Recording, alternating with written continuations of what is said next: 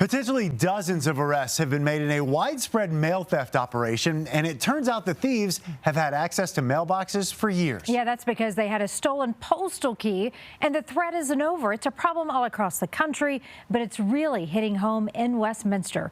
Your reporter, Karen Morfin, has been following crimes like this for years. And Karen, you talked to neighbors who want to know why they're just now learning about this.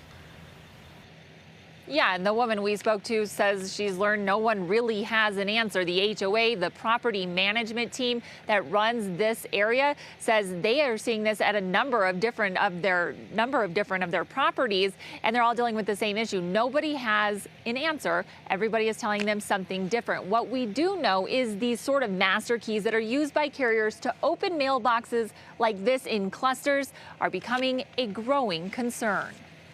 The boxes are broken into and the mail and the parcels were taken. These handwritten notes about where Vanessa Ewing's mail went would be the key to unlocking a much bigger problem within her neighborhood. This is huge because my understanding is it's hundreds, maybe thousands of people that this is the case. And I wasn't even being told that my mail was being taken anymore, right? I just happened to find out because I asked what happened. After not receiving a package that the United States Postal Service marked as delivered, she started asking questions, learning the arrow key used by the mail carrier to access their cluster of mailboxes and several more in the area had been stolen 2 years ago. I guess I wonder how much mail I've missed, but over the last couple of years, people come whenever they feel like it to steal from the mailboxes. She isn't the only one who didn't know. None of us were told about it. No, we weren't. I know.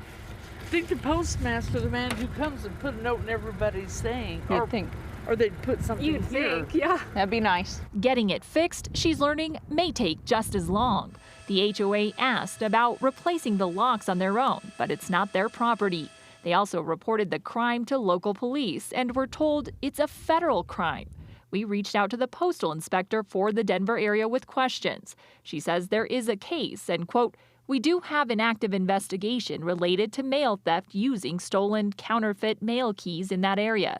Unfortunately, I can't comment on the case until it's resolved." In addition to reaching out to us, Ewing called her congresswoman for help, prompting a return call directly from the U.S. Postal Service Consumer Affairs Department and this voicemail. I wanted to let you know, so there has been an active ongoing investigation with the United States Postal Inspection Service as to the arrow keys that you referenced that were stolen.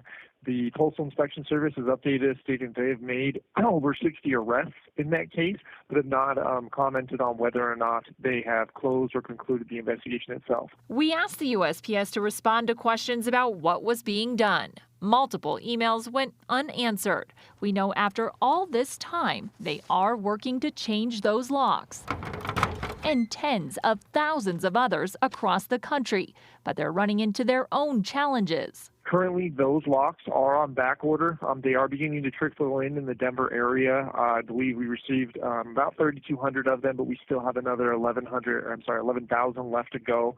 As they come in, they will begin updating all the boxes. The push for those updates comes as mail carriers raise concerns about safety and fear of attacks by those looking to steal the keys and other mail. It's a change that for them can't come soon enough, and for Ewing is already far too late. I would have loved to have known. So now I've just spent a bunch of money for things that I'm not going to get back.